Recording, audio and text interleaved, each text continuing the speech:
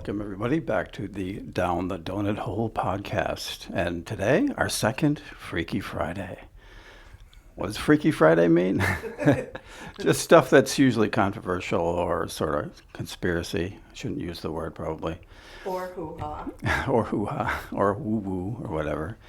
But today, we have a lot to talk about. It's after the red moon, after the eclipse. It's also Pi Day. How about that for some selections of stuff to talk about?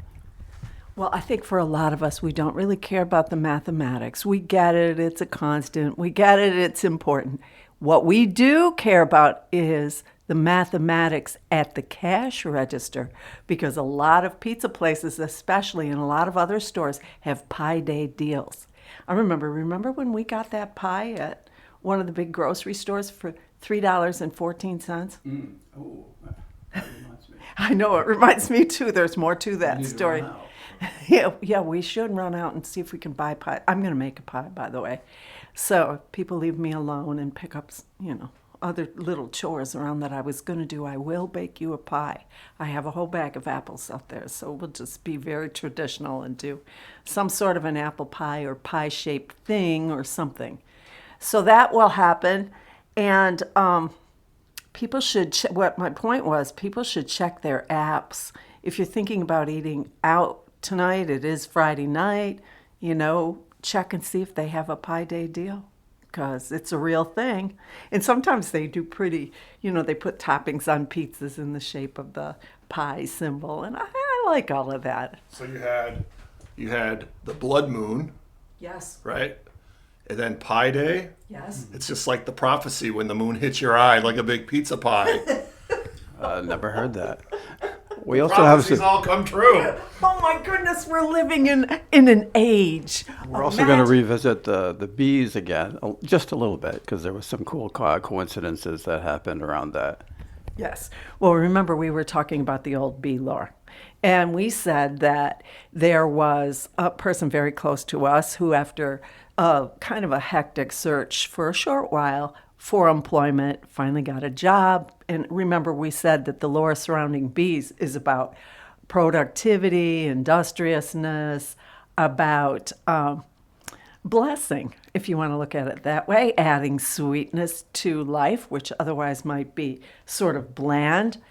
And in terms of productivity, you've heard us speak of Kelly, the semi-feral cat who has been visiting us since Halloween, actually, which it's kind of a coincidence that Kelly's coloration is calico, orange and black on a white background. And she wears a little black cowl, and she's got a very sweet disposition. And Kelly appears to be a Manx or have some Manx lineage, because Kelly only has a bunny tail. She doesn't have a long tail. Well, the day that the bees were in the little plum tree out there, we all kind of stayed to the house because there was a lot of buzzing and comings and goings to and fro from the hive that was hanging from the little branches of the tree there. And we look out, and here's Kelly out there lying under the bee tree, just kind of sprawled out under there. And we're thinking, you know what, Kelly, that just doesn't have a good feel about it. And Kelly has been expecting kittens for a while now.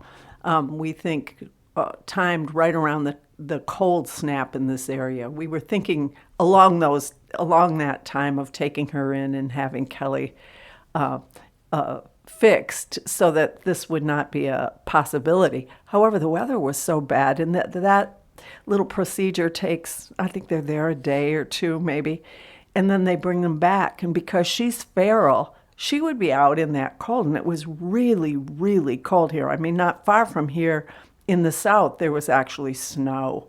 And so we thought, she won't stay in the house here. She's still wild enough that that's a little scary for her. Or if we did let her in the house, we'd have to keep the door open because she can't stand it. She's come in, she's just historically, since she came out of the woods, and she's little herself, I should say. She's probably 6 or 7 months old herself.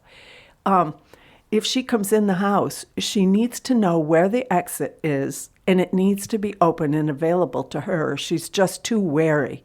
She doesn't sit on anybody's lap. She graduated, I should say, from allowing us to pet her at arm's length to now allowing us to brush her, first at arm's length. And oh, she loved that. That was the big attraction for us. And gradually she'll come close enough now that we can brush her almost as you would brush your domestic cat, but not quite, because she won't sit on anyone's lap. We're not allowed to scoop her up. We have under certain conditions, but it's not something you want to do because we have to remember Kelly is a wild animal. Okay, back. And that's kind of the cat you want, right? She just goes out in the woods to the bathroom, comes back once in a while. Yeah, we can pet No her. litter. That's great. And she'll purr for us now. She likes to be kind of stretched out within the proximity of our voices, which is an especially nice thing. You know, she'll lie there and purr.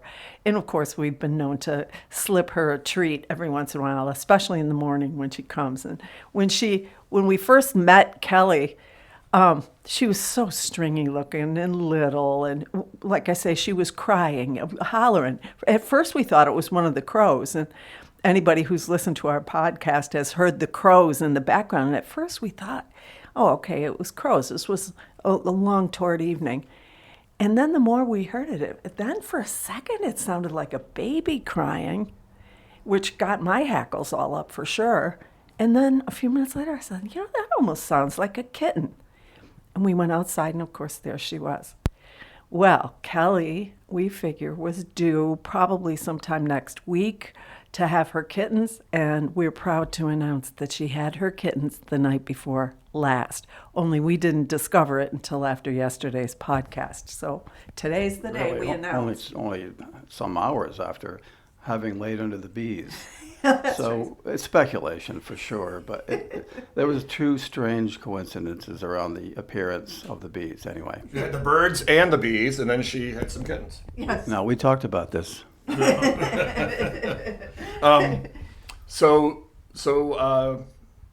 Wow, that's kind of weird. And that's all tied to, I wonder, do you think, we were talking about the moon, do you think the bees are aware of the phases of the moon and all that stuff, the animals? They probably are, but I don't know if there are any studies about how it affects certainly bees or bee migration or anything like that, but I do know there are many stories about that in terms of circadian rhythms, in terms of climatology and that sort of thing. Well, you're the folklorist here, so what do you know about that in folklore? Well, in terms, you know, among human populations, there is a long-standing belief that there are more births during a full moon. And when I heard that we were going to have this big full blood moon, I thought, well, if that's true, and I don't know that it is true. I know that it is pervasive in virtually all cultures. However, science says that it isn't, that the data... I was in medical school for a while, so I can tell you that speak to somebody who runs an emergency room, and they will say there absolutely is a correlation. And that's the thing. I know that that's what fuels this, that it is a long-standing belief, that it just happens. Anyway, with that, I put a box in our screened-in patio out there. I put a box there with kind of high sides, and we put a blanket. Des donated a blanket from his car. I did? Yes, you did. He opened one of the packages. It didn't rattle. No, it didn't rattle, so we figured it was a blanket. That's my crying blanket. When you sit out there and lament the error of your ways that have brought you to this moment in time. So what's the folklore about the moon? All right. First of all, I'm not going to go there just yet. Oh. We'll keep everybody in suspense, especially you, apparently. This blood moon idea, what we need to understand, the blood moon meaning a red cast over the moon, it's usually known, this moon is actually the worm moon, which sounds a lot less attractive. Romantic. Not that blood is very romantic, but No, but the blood is sanguine, it's passionate. Hey, I got some footage last night of it. Did you? Yeah, it was horrible. It was out of focus, and I didn't see any red. I went back to sleep. Well, we'll have to dig up some footage from somebody then. You did such a great job with the bees, daring to go so close to the bees that we could get that great shot. By the way, check that out. It's a little short based on Down the Donut Hole podcast. And what did we title it? I saw it. It was Bees swarm, I think. something like that. Yeah. Something about swarming bees. Anyway, Oh, I don't watch. I don't listen. you forget what we say at breakfast time. All of us, we're just not really clear-headed at the moment, but we do visit. And so, again, that's why we're rolling tape, because we have these conversations anyway. The worm moon? The worm moon. Never heard of that. That does not sound particularly sexy or any romantic is a better word, I guess. Unless it's in a glass of tequila. Ooh, I like your thinking. Party man. Anyway, I learned everything I know from you. along those lines. Ooh, I have to remember that. The red color cast on the moon is actually because when the Earth, the moon, and the sun line up, what you're seeing is the Earth is backlit. And so that reflection cast on the moon is then reflected back at us from the moon's light. And apparently it's along those lines that causes this red cast over the moon. However, in lore, in ancient times, a red moon was a portent of war or discord. Oh my. I wonder if it could be like a mood ring. Yeah. If the earth is reflecting red, then like what you just said. So maybe the other colors. Maybe we need to cool it a little bit. Maybe we need to be more cautious. And those are the kinds of things that certainly in dream lore, if a person dreams of like a clear full moon, it means that in your close interpersonal relationships that everything is going to be just fine. If it's a waning moon, it means that the tranquility that you have been enjoying or might have enjoyed is slipping away. And so you need to be conscious of, well, okay, what am I doing different than I did before? And you need to regain your equilibrium in that. Anything connected with the moon, historically, anthropologically, has been associated with the female sex for obvious reasons, because it's not controlling, but the menses cycle is associated with about the same length of time as the actual lunar phases. And so also males were associated with sunlight in a yin-yang kind of way. So they were the power drivers, which the sun would be, and the moon is reflective of the sun's light. And the moon, of course, would be the yin. Yes. And like men are warm And welcoming and nurturing. Oh yeah, that's it. I'm just gonna regroup here. Try not to say anything mean. Under a blood moon, it's best. Does the moon ever turn any other color? Yeah, sometimes you've seen yellowish moons. Well, that's true, huh? But I'm new to your planet, sorry. Oh, that explains it. And of course, the moon is referred to as a blue moon. If there are 2 full moons in the same month, that's a blue moon. That's impossible. We only have one moon. As far as we know. Cycle. It's the cycle. Did you know? I just heard this, or made it up. We have the largest moon proportionately to our planet than all the other planets in our solar system. Our moon is the largest in proportion to, I believe our moon is 1/4 the size of Earth. Is it hollow? Did I hear Well, that? we'll it's get into Halloween? that. Yeah, we'll get into that Let's later. keep going. It's Freaky We'll start. Friday, so We'll let's start do with it the right lore. now. Going down the donut No. hole here. We're Let's headed go. down. Is there no more lore? Well, I'll come back around to it. What you does know? this have to do with werewolves? Oh, that's Or involved too. Kelly and her babies. Kelly had 4 kittens, and they are so cute. I thought Kelly would, the last little while, she's been very needy, and she'll sit next to you and let you brush her and that sort of thing. And she's wanted that a lot the last few days. And so I thought, you know, she's feeling a little bit off her game because this is new to her and she's still very young. And so I was sort of surprised that she seems to be an excellent mama. However, yesterday she did get out of the box with her kittens and come over, and so I brushed her a little bit. She looked so tired, so tired. And we fed her. I gave her a little piece of turkey or something. And anyway, she was purring her little head off. And she was stretched out, and she closed her eyes, and she looked like she wanted to just go to sleep, sitting near where I was. And I had to say to her, I said, Kelly, you can't sit here in the beauty parlor all day long. You're a mama now. You need to get back there to your kittens. So all I did is walk over. I haven't attempted to touch those kittens. I wouldn't stick my hand in there for anything because she is a wild animal still. She's better than she was, and we have an understanding, we do. But if you're interested, we'll have to get a little video, and I'll tidy up the birth room there. I didn't dare do anything yesterday. I just left her be.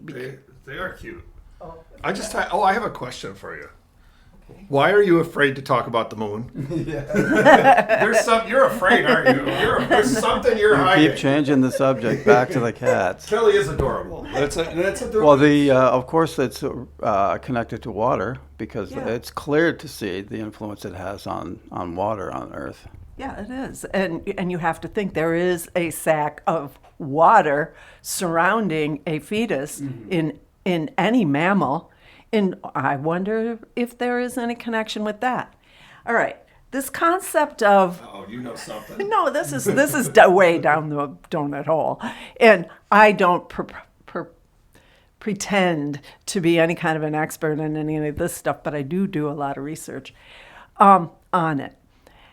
This idea of a red moon being a portent of difficulties and war situations. Or a reflection, like it actually is in science. Well, basically the demand is that you really take a serious look at what is going on around you. And it's like a warning.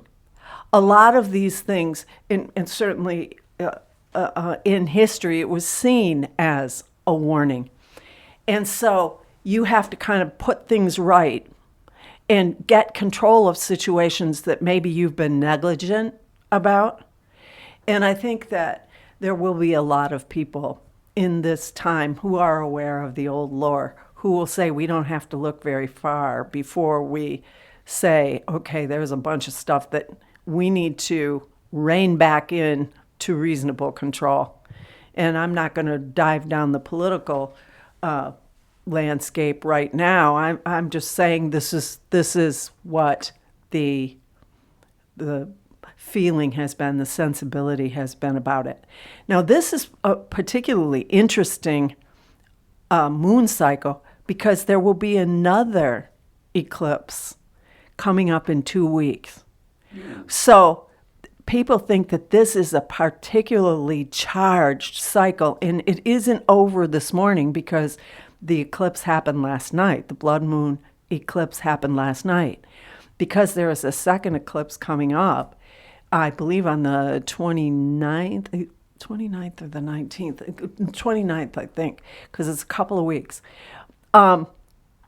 that phase means that you need to really take stock.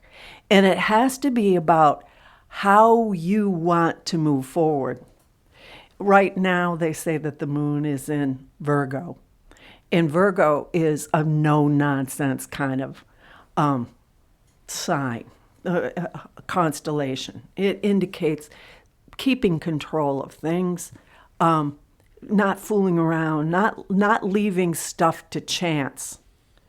But going forward, as you move out of that, where you have some vestige of control, just kind of releasing that is probably not the best idea. So I think people say, well, what am I supposed to do about anything? Your job is to take care of your business. That's what you can do. You can speak intelligently, which means do your homework, find out what's what. Try to understand, okay, certain decisions feel like they're out of control to me, but are they really? And then that's your job to decide. Your job is to listen to warnings. Your job is to listen to the people that say, okay, this is okay because, and then give you their reasons. And your job is to make up your own mind. And that isn't true just in this 2-week cycle. And that's basically, for us, you can keep an even keel of your ship and you go forward with a sensibility of, okay, I'm going to try to understand and then make correct decisions. I know that a lot of people feel that they felt that change needed to happen, especially when they're, they go to the grocery store and it feels like your dollar doesn't buy very much anymore. And that's what they wanted. They wanted somebody that was going to come right in and fix that.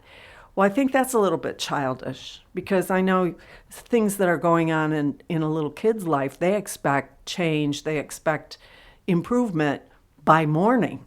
And there are very few things in this complex world that can be fixed that easily. So when you're talking about like moon lore and you're talking about the sensibility of ages past and how does that relate or how can we equate that to living our lives now? Our lives, we have been systematically interconnected globally. What happens on the other side of the globe is not divorced from what's happening in our world right now. Too, the tremendous effect that you can see, there's no debate about the energy, the force that it puts on how to move a whole ocean. Yeah. With the tides coming and going and all that, certainly this idea of people being affected when there's a full moon. And so, I'll ask both of you about that if you have any experience personally with that. But the term lunatic actually came from the idea that you're crazy from the full moon. Yes. And the whole name, it werewolf was idea. Luna, wasn't? Is that Moon. Latin, right? Moon. Yes. I think this idea, I don't know about anybody else at this table, certainly, but I do not sleep as well during a full moon. The night before last, the night Kelly's kittens were born, it was so bright out there. You could sit out on the back step and read a book. It was that bright. Gorgeous. I mean, the silver light over everything and the shadow of the trees. That's the way I take it. I mean, I love it, actually. I love the bright night. But a lot of people are affected. They feel jittery or unsettled or something and can't sleep and that sort of thing. And that's something else that doctors in an emergency room will tell you. People come in there, they're all like wacko, so that's where the lunatic term came from. Because there is a tremendous amount of energy and force that happens in cycles. So really, I find it hard to believe that there's no effect on biology. Isn't there a whole branch of science called climatology or chematology? That's just waves, like the wave action. And yes, it's similar because it is cyclical. Obviously, waves are cyclical, just like the moon's orbit around the Earth, and the tremendous effect that it does have electromagnetically as well as gravity. But isn't that like circadian rhythms too? Yeah, all the rhythms and cycles are all. It's important. I mean, that's kind of one of the secrets to the universe, really. Daz, what about you? Do you have trouble during a full moon more than usual? I have trouble with the time changes. So I totally believe that the phases of the moon or whatever can affect you emotionally and your moods and how you feel physically and stuff, because just changing the time ahead or back an hour gives me a feeling of jet lag sometimes, so it's like And thinking about the moon too, it's like I remember different times. It was stupid to ask if the moon turned different colors and stuff because I've seen them except for green. But you'll notice sometimes the moon seems like gigantic in the sky at night, and then sometimes it's just tiny up there and stuff. So I can't imagine what people who were kind of like anchored to the earth, what they made of all of that. I'm sure there's books and stuff. Yeah, well, they're deities, really. I think from the earliest records, and I don't know what these records would be, images in stone or something, but I think from the earliest times, they considered it to be a deity. Well, all of this astronomy and astrology is absolutely fascinating. And we have the sense that because we have very powerful tools to watch the sky, that we're much more aware of things than our predecessors were. And I think maybe in terms of deep space understanding, we certainly are. But we went a few years, well, you know what? It'll be how many years ago? Going on to 29 years ago. We were down in Mexico. We were there on the 20th or 19th or something of March. Yeah, we were there when we were both 10. No. We were there, and we were there. We saw the effect of the shadow of the staircases at Chichen Itza. Do you remember that? Mm-hmm. And as the sun shines, as the sun progresses on its path over the course of an afternoon, you see the shadow of one of the staircases of this temple at Chichen Itza. It's cast so that it appears to be, on the other side, a snake. A serpent slithering down the edifice until eventually the shadow connects with what is a giant stone serpent's On the head. same site, there's the Temple of the Moon, as I recall, and that was set up like an observatory, really, to track the moon. And you had no tequila.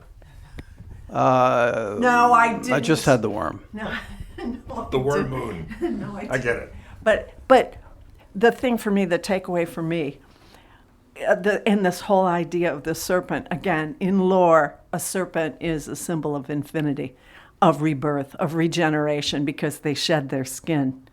And an Ouroboros, of course, is definitely a symbol of that, because you see the open snake's mouth with the tail of the same snake in its mouth, which is a circle, no beginning and no end, like certainly the circumference of just a regular circle that we're talking about today, with this concept of pi being the radius of a circle. But that, for them to be able to predict with such complete accuracy that shadow would connect with that stone carving, to me is mind-blowing. I like to anthropology too, paleoanthropology in particular, and one misconception they've pretty much disproved is that they were back hunter-gatherers and all that, and they didn't have time, they were just like, basically every waking moment was spent on gathering food and stuff like that, but evidence is to the contrary, that they had a lot of free time, actually. And therefore, what else are you going to do? You lay on the ground and look up at the stars and just study them, and that's what they did. And knowing all the stuff we know about the moon now, we've supposedly been up there. Well, there you go. Now that's a great segue into the freaky part of all this, the conspiracy stuff. What have you heard in the conspiracy realm about the moon? Anybody? Well, was it Buzz Aldrin, I think, punched somebody out for suggesting that they didn't go up there, or okay, that's yeah, one of them. but the conspiracy theory, the main one about the moon, is us going to the moon is whether we did or not. Mm-hmm. And the idea behind it is that we were in a space race with the Soviet Union, Russia, mm-hmm. and that we were behind, and that we couldn't do it. We couldn't make it, so we had to fake it. Well, the biggest thing there is that we didn't have the computing power for that back then. And the only reason that makes me think that well, not the only reason, but one of the big reasons why I think that we did go was not, the computing power question.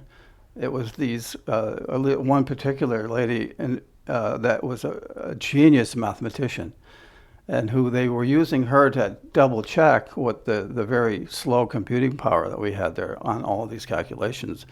And at some point, I think it failed, or it gave out weird data. And she's really the one that did the calculations that made this happen. So there's a great movie about that. I don't forget the name of it. Do you remember the name of the lady? Don't know. I don't either, and I know what you're referring to. I think that. But there's a reason. There's probably a reason it's not. Her name's not on everybody's lips. I know, and that's a travesty. And I feel really ashamed that I don't remember. I mean, giving her credit for this has only been the last couple of years I heard of that. I never heard of that before. And I'm not suggesting it's because she's some kind of monster or something. I think it's that. No, but I have to, and I pray this isn't true, but she's an African American lady and an absolute genius. And for me, a hero, and I'm terribly ashamed, like I just said, that I don't remember her name. Well, but see, that's the thing, because there has been, we've touched on it before in this, there's a very large dichotomy between credit that is given to males and credit that's given to females. It's true. And when we're talking about anything connected with the moon, we have to give this whole concept of goddesses, of the miracle of birth, of a different perspective. I think it's a balancing perspective. I think if you have only one side represented and all decision making is made with only one perspective, you're going to make a lot of mistakes, and people will be hurt. They will suffer because there is no balance. I know in a lot of indigenous cultures, it is the concept of balance that they feel that's what makes the earth whole. That's what makes the earth safe. And we definitely are out of balance. And Well, I think instead of getting closer to balance, I think we're getting farther away of late. Well, I as far as the moon landing conspiracy, I would say it's how many people would have to keep that secret, I guess. I don't know. So it's kind of like it's almost, you feel kind of bad because it's kind of disrespectful to the people, like the woman you're mentioning, whose name we're not allowed to remember. Yeah. And so, it's kind of like, they worked hard to make that happen. So it's kind of sad that we could just dismiss it because of whatever reason. But I think what's crazy is that you see the moon, we get pictures of what the moon looks like and stuff. That's pretty boring. Let's be honest. Our moon's boring. We got a boring moon. We only see one face of the moon. But we never see the We don't see the backside. alien base on the other side. But That's another theory. But it's interesting from Earth how our moon talks to us. Like the moon doesn't change what it is, but how we see it in all the elements and forces in the universe, just in how our planet talks to our moon, it changes its size, its color, and it affects us emotionally and mentally and spiritually, maybe. Yeah, so that's one of them. That you're probably the most well-known one about whether we went or not. The other one is it hollow? Yeah. And that's got an interesting history. Does it ring? Well, that's it. That's one of the things that make people think that there could be something to it. If you look that up online, obviously they say, oh no, it's scientists have ruled that out and all. But there are some nagging problems with that. And one is it was from NASA themselves, and one of the missions, and it was within the plan for them to jettison one of the stages or something back down to the moon. And it was, I don't know if it's an exact quote or not, but when it hit the surface of the moon, the NASA monitors and all the ones watching closely and looking at the meters and things said that it sounded like a bell. It rang like a bell and went on for almost an hour. The reverb. Yeah, just like a bell would be. Well, then, are we to take from that that it's artificial? That it's been created by some power? Either that, or it's it's got a very cavernous interior naturally. One of those two things. But usually, if it's that pure of a tone, and it lasts for that long, it would tend to indicate that the interior space is significant. And also, I've heard that our moon wasn't always here; that it came from somewhere else in the galaxy, and it landed here. Yes. Intact. Well, that's another theory, another deep theory about the fact that it was kind of too perfect, and maybe it was created by aliens or something. And believe it or not, I think the history of this, if I remember correctly, was just after the moon mission, 1970 or something, and it was some Soviet scientists that actually proposed that. They had been developing some theories along that line anyway, and when they heard about the moon ringing like a bell, it was sort of, that's when they spoke out. And I think it was 1970 sometime. Did they already believe that? Yes, there were some other things they were studying that they were speculating about. Is that called a conspiracy theory? Well, I guess so, yeah. Okay. If it's among scientists, it's not a conspiracy. If it's based on data, correct? There's some data. I mean, I'm not that mathematical, but there are some coefficients that have to do with inertia and things like that, and they come up with these indexes, and they claim that they've disproven it with this sort of mathematical analysis or whatever. But the other thing that I've found, at least personally, and this I don't think is very well known, that for some reason, at one of the early missions that were not manned, they put seismometers on there to, just to gather all the kind of data that they could, right?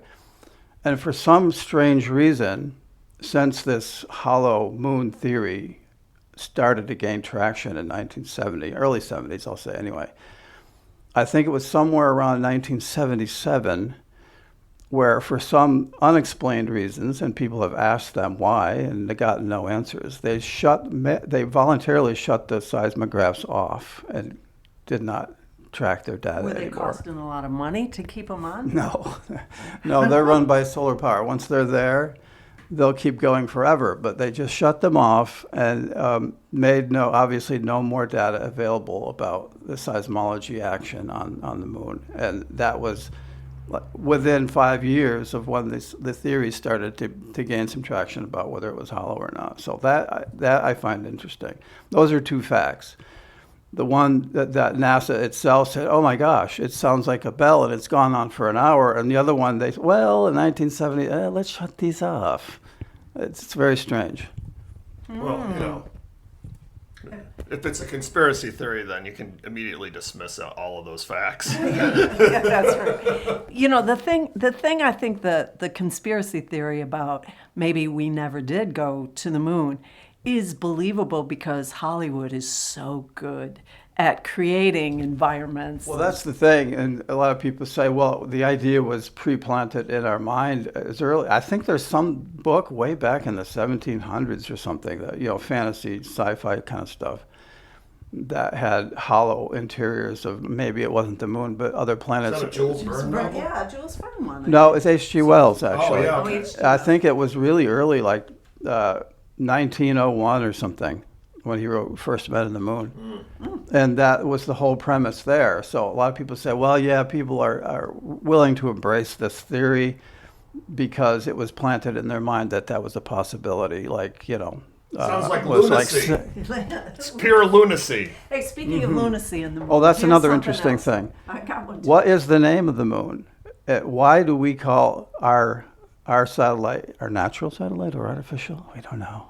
Just the moon. Just the moon. And meanwhile, every other planet also has a moon, we've but they have named names. every other planet in our solar system they've names for all their moons, but ours is just the moon. That's our moon? Is that true? There's no name. Oh, that's a contest. We should let I everybody... suppose you could say Luna, maybe, but That just means moon. What's the difference? It sounds better. no, actually, because in the original root word, it means crazy. So No. they named it that. They referred to the moon, I should say. They haven't officially named it that, as far as I know. Correct me if I'm wrong. Because they noticed that people got kind of wacky when No, I when the think it's moon the was other full. way around. No, look it up. I will. Have you ever? That's Speaking always a of good idea. crazy in the moon, we're coming up on our time. We got about 5 minutes left or something. But I will say this: have you ever heard the term Moonraker? Yeah, James Bond. Yeah. Moonraker. Okay, and there apparently is an old story. Wait, that's in the Ian Fleming novel. The Moonraker is the name of a missile, I believe. This is not that. This predates all of that. And essentially, it's a term that meant that people that weren't very bright or weren't clued up, that if they saw the reflection of the moon in a pond or something, that they would stand there and try to rake it or collect it out of the pond because it was shiny and it was probably silver or something. To see if it was really there or not. To see if it was really there, but they would try to rake it out. So a moonraker was a person who wasn't clued up. But also, there was, and I can't tell you when, apparently some story about smugglers who were seen, must be dumping ill-gotten gain in a pond, and when they got caught, they pretended to be, not very bright, and that they were just trying to get the moon off the water so that they could sell it. And apparently the people who captured these smugglers had reason to think, well, gosh, I guess that's all they were doing. They didn't think to dive in the water and see what they were dumping down in there. But I can imagine that would be a really cool story. And so I'm going to have to look for the actual story because I think that's pretty neat. You guys should build a playlist of your favorite moon-related songs, like Moon River, Blue Is that an ageist thing? Bad Moon Rising. Yeah, Bad Moon Rising. We'll put that Black at the Moon. bottom of the list. Remember? And we only have a few minutes, I guess, so we have to mention a little bit more about pi, P-I, that is, Yes. P-I-E. But there's a lot of big pi fans out there. I mean, everybody, let's say there's a Reddit for everything. Yeah. But pi fans anyway. But that's one of these mathematical principles that are kind of tied to the secret of the universe kind of stuff. One of the examples I like to give is that if you take the difference between, if every continent in the world had a straight coastline, just perfectly straight, and you compare that to reality of the coastlines being completely varied and they've got a lot of complexity to the coastlines.